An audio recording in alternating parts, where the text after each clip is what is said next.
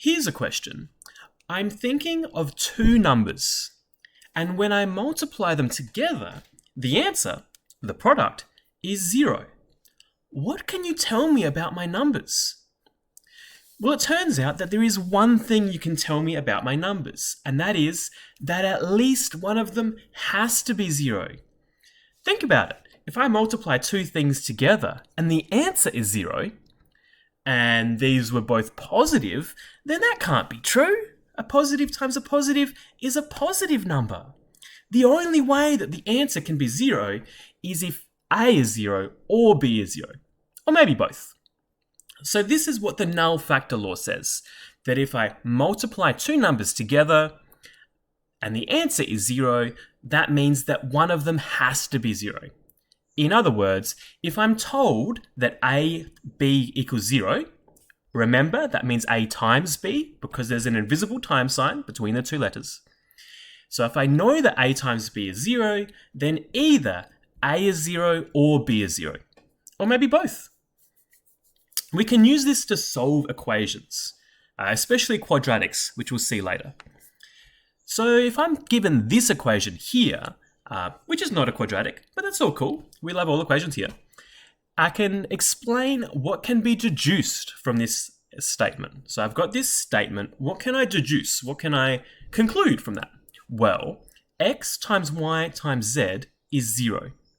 Therefore, by the null factor law, either x is 0, or y is 0, or z is 0.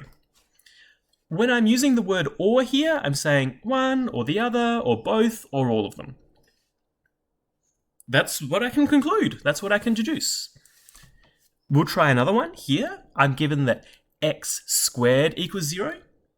It doesn't look like I can use the null factor law because I don't have things multiplied together, but I can rewrite x squared. X squared means x times x, so x times x equals 0. So now, according to the null factor law, either x is 0 or x is 0.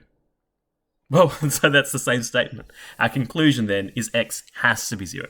And indeed, that is the only solution to this equation. Let's have a look at some more complicated equations and actually solve them using this law. I've given this equation here, we're given this equation that says 5x bracket x plus 4 equals 0. And we're asked to solve it. That is, to find all the values of x that will make this equation true. And I'll give you a hint. There's more than one answer. And to get it correct, you have to list all of the solutions for x. Well, let's look at the null factor law. Oh, sorry, I forgot here that x equals 0 or x equals 0, there's no point of writing it twice. Okay, back here. So this is 5x times x plus 4. I've got two things multiplied together. So either this first thing is 0 or this second thing is 0. So either 5x is 0 or x plus 4 equals 0. And now I can solve each of these equations separately and get all of the answers that x could be, all of the solutions. Let's solve this one. 5 times something is 0. Well, x has to be 0. You know, the times by 5 turns into divide by 5. 0 divided by 5 is 0. Or you can just look at it. The only number that I can put in x there that would make it true is 0. 5 times 0 equals 0. And to solve this one, again, a few ways of doing it. I can notice that I've got two terms here, an x term and a plus 4 term. Plus 4 turns into negative 4. And 0 take 4 is negative 4. Do you notice that I've actually solved two different equations here? I've solved this first equation completely, and I've solved this second equation completely. And when I'm solving one, I just ignore the other side. So when I'm solving, let's say, the right-hand side, I just ignore everything that's going on in this equation and work down and solve the right-hand equation here. So x equals minus 4.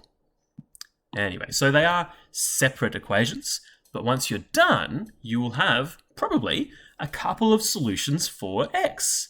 So either x is 0 or x is negative 4. Let's just check.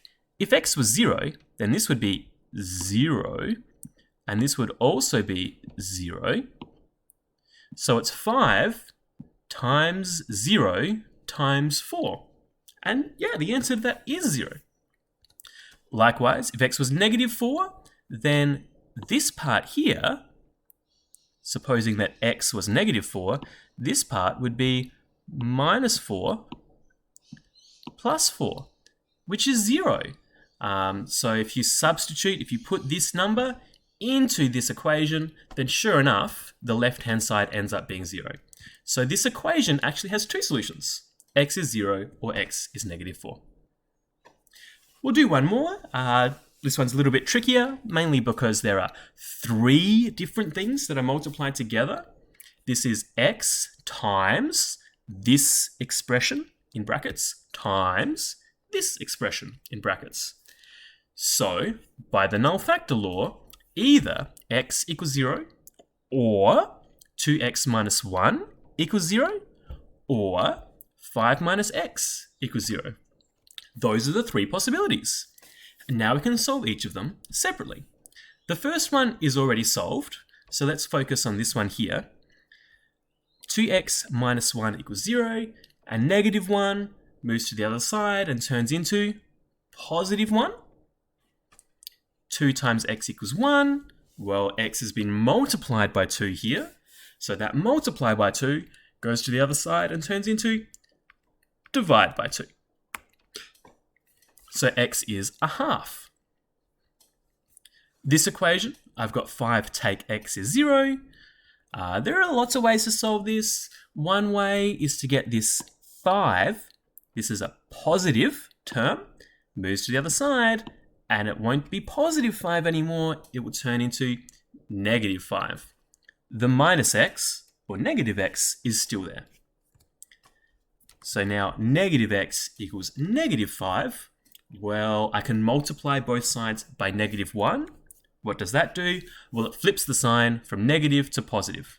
So negative will turn into positive, negative here will turn into positive, x equals 5. Let's just check this solution to see that it works. Maybe I should check all of them, but I'll just check this one. If x was 5, then this would be 5, this would be 10, take 1, which is 9, so that would be 5 times 9 times, what would this expression be? 5 take x. X is 5. 5 take 5 is 0. And sure enough, 5 times 9 times 0, yes, that really is 0. So this does make the equation true. And in fact, all 3 of these solutions, all 3 of these values are solutions for x. And any of these 3 will make the equation true. So the correct answer to this is to list all 3 solutions. X is 0, or x is half, or x equals 5. Cool. And I will see you next time. Bye, everyone.